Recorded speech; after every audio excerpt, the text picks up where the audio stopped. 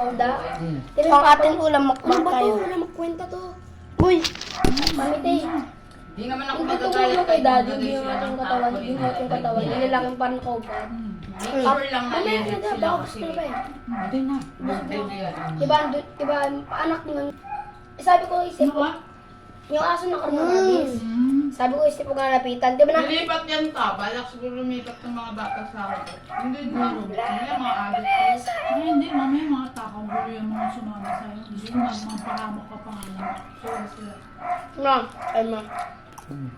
Tapos, nagkarabi. Yung diba likod ng alis yung bilditi ba may ano doon? May factory ba yun?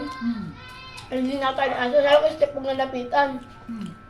So, hindi ako kakagatin yan. Pagkalapit na kinagat ko sa paa, buti nakapants ka na makapal.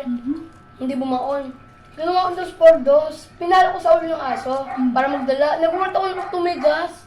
Gumawa yung nagsakot pag ganyan na tumumba. Siyempre, kasi napapalong sa ulo. Dito ako strict talaga.